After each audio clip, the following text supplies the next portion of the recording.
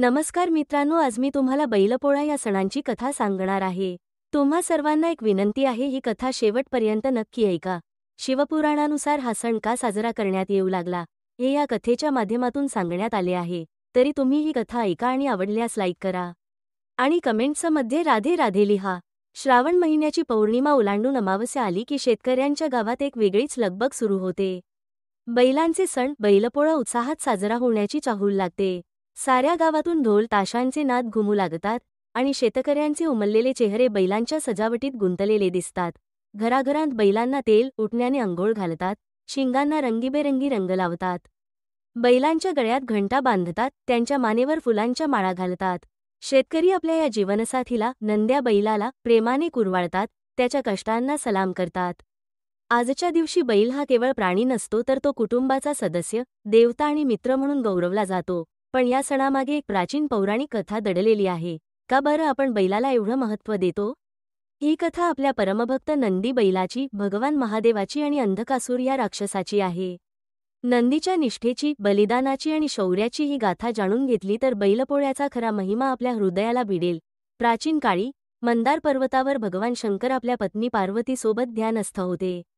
हिमालयाच्या त्या शांत परिसरात नंदी बैल नेहमीप्रमाणे भगवान शंकराच्या पायाशेजारी बसला होता। महादेवाच्या डोळ्यांत आध्यात्मिक तेज होते आणि नंदीच्या डोळ्यांत अखंड भक्तिभाव। त्या पवित्र वातावरणात नंदीचा शेपटी हलवत शांतपणे बसणंही जणू ध्यानाचाच एक भाग होता। भगवान शंकरांसाठी नंदी फक्त वाहन नव्हता, तर तो त्यांच्या मनाचा काळजीवाहू, प्रेमळ पुत्रच होता। सुरुवातीपासूनच नंदीची कथा अद्भुत आहे। शिलादमुनींच्या तपस्येतून जन्मलेला हा दिव्य बळवान वृषभ, शिवशंकरांनी त्याला आपला गण व वाहन म्हणून अंगीकारले। नंदीनेही संपूर्ण आयुष्य महादेवाची सेवा आणि रक्षा करण्यासाठी अर्पण केले होते। कैलासाच्या दरबारात तो दारपाल होता, पण मनाने तो शंकर पार्वतींचा लेकच झाला होता। पार्वती मातेसाठीही नंदी लाडका होता। ती त्याला प्रेमाने नंद्या म्हणत मस्तकावर हात फिरवीत असे। त्या दिवसात खाली पाताळ लोकी एक पराक्रमी असुर राजा राज्य करत होता, अंधकासूर।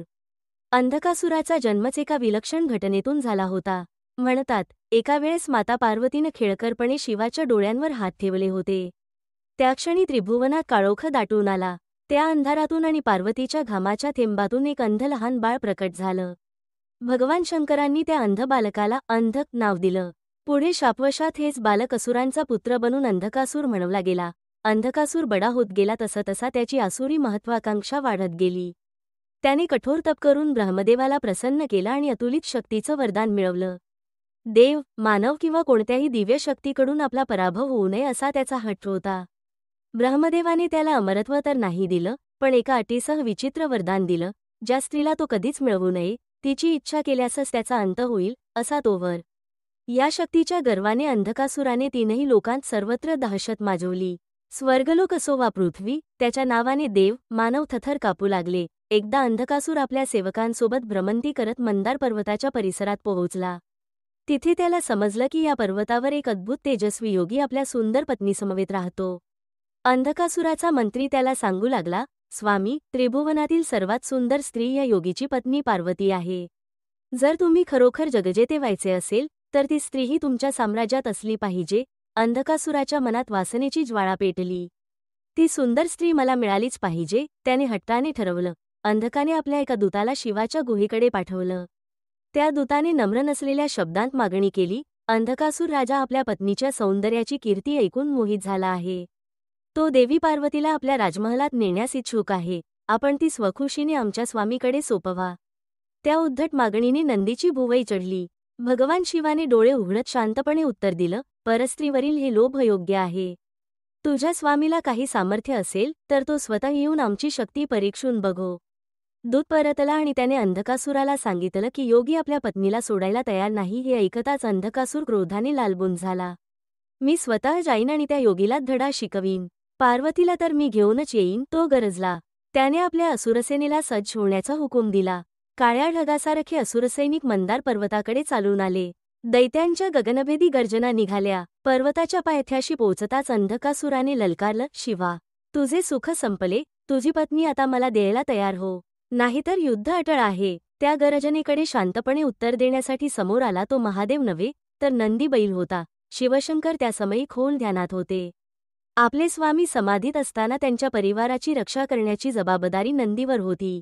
पार्वती माता गुहेत थोडी आत होती आणि गुहेचा प्रवेशद्वार नंदीने आपल्या विशाल अंगाने अडवून धरला. अंधकासूर पुढे आला तसे नंदीने एक प्रचंड आक्रोश केला. बैलाची भीषण हंबरणे साऱ्या पर्वतावर घुमली. असुर थबकले. नंदीचे डोळे रागाने लाल झाले होते. देवी पार्वती माझी माता आहे आणि भगवान शिव माझे पिता. नंदी गर्जला, त्यांच्यापर्यंत पोहोचण्यासाठी आधी मला पराभूत करावं लागेल. नंदीच्या आव्हानाने अंधकासूर खवळला. त्याने आपले सैनिक पुढे पाठवले आणि युद्धाचा भयंकर प्रारंभ झाला. असुरसेनेनं गुहेकडे हल्ला चढवला. 10 दिशा असुरांच्या लष्कराने भरून गेल्या. अस्त्र शस्त्रांची उजळणी होऊ लागली. पण त्या दरवाजाशी नंदी अचल उभा होता, जणू निश्चयाचा पर्वत. त्याने आपल्या भव्य शिंगांनी अनेक असुरांना दूर फेकून दिलं.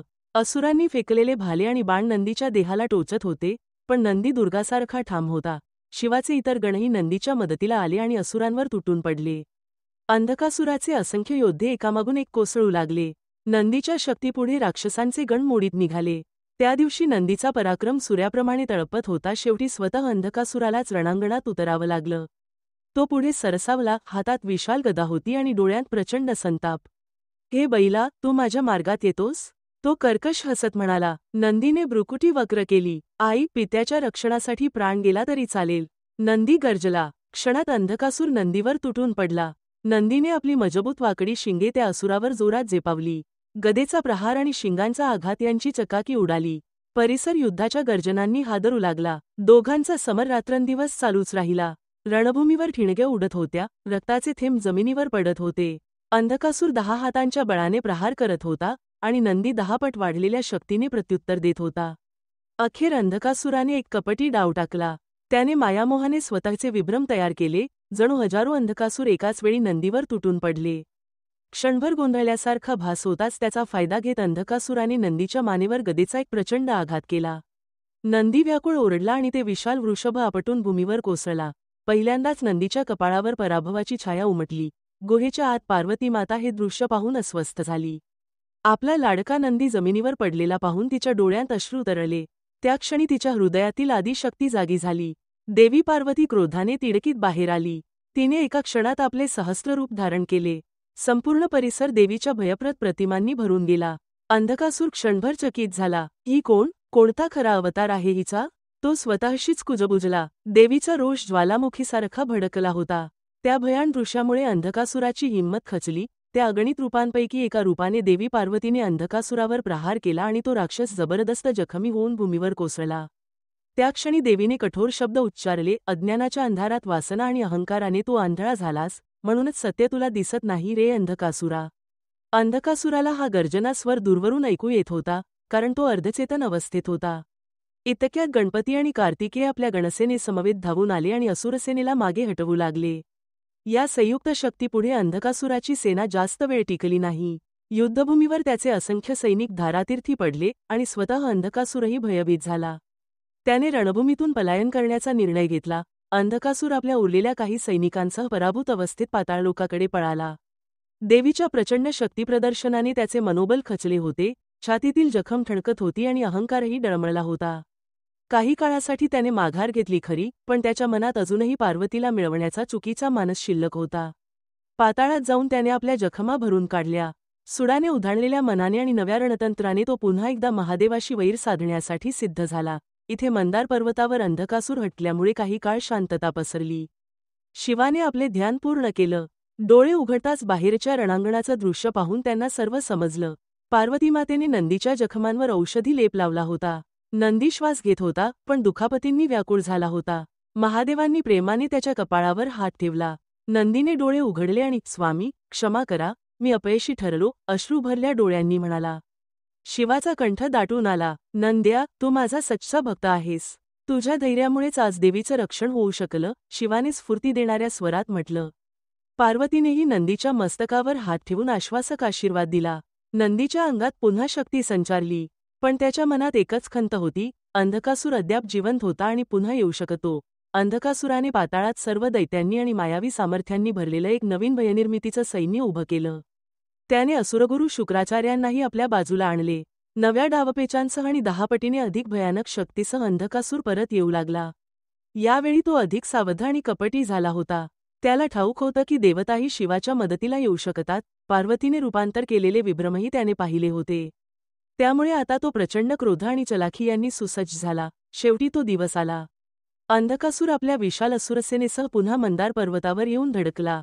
यावेळी मात्र भगवान शंकर स्वतः त्याला सामोरे जाण्यास सज्ज झाले. नंदी पुन्हा जोमाने पुढे झाला, पण शिवाने हात उंचावून त्याला हलकेच थांबवलं. नंद्या, आता हा शत्रू फार धोकेबाज झाला आहे. तो माझ्या संगतीने राहा, महादेवांनी सूचना दिली. पार्वतीमाता आणि गणपती कार्तिक यांनी ही शस्त्र उचलली.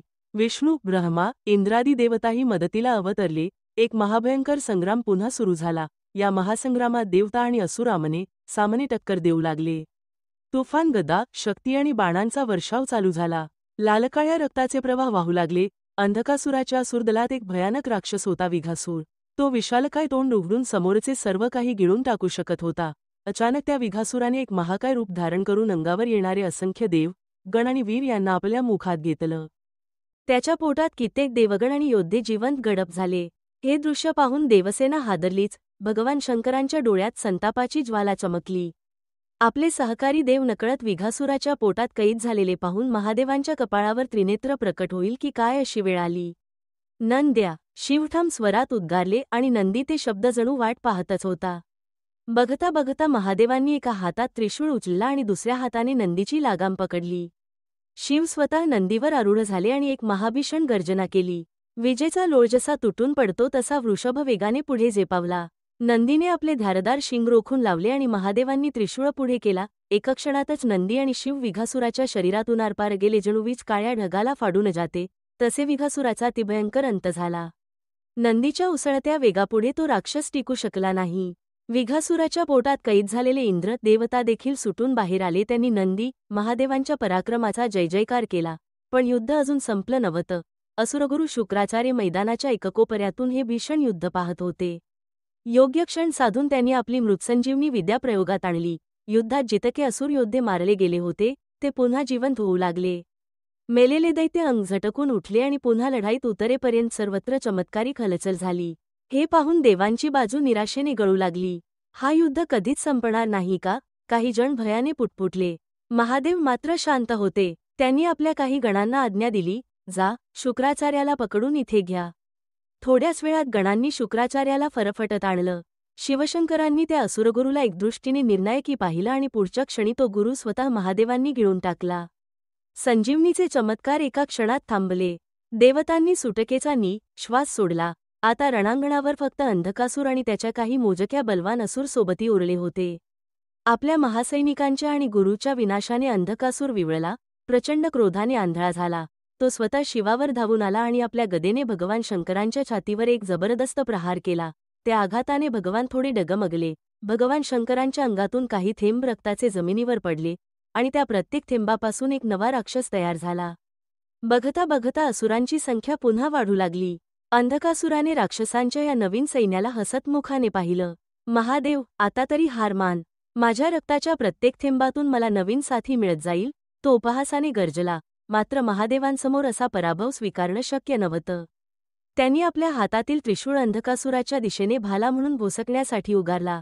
अंधकासुराने तो वार चुकवला, परंतु त्रिशूळाच्या टोकाने त्याच्या हाताला जखम झाली आणि रक्ताच्या धारा भूमीवर पडू लागल्या. शिवाने तत्क्षणी आपल्या महाशक्तीने आदिशक्तीची स्तुती करून अनेक मातृका देव्या प्रकट केल्या. त्या क्षणी चंडिकादेवीसह अनेक शक्तिमाता अवतरल्या. त्यांनी अंधकासुराच्या जखमेतून ओघळणारे प्रत्येक रक्ताचे थेंब तुषार वेगाने पिऊन टाकले. रक्ताचा एकही थेंब जमिनीवर होऊन नवीन राक्षस जन्माला येण्याची शक्यता त्यांनी संपवली. या चमत्काराने अंधकासूर हादरला. तेवढ्यात भगवान शंकरांनी संधी साधत पुढे झेपावून अंधकासुराच्या छातीचा भेद केला. त्यांच्या त्रिशूळाच्या टोकावर अंधकासूर आपल्या अखेरच्या श्वासांसह खिळला होता.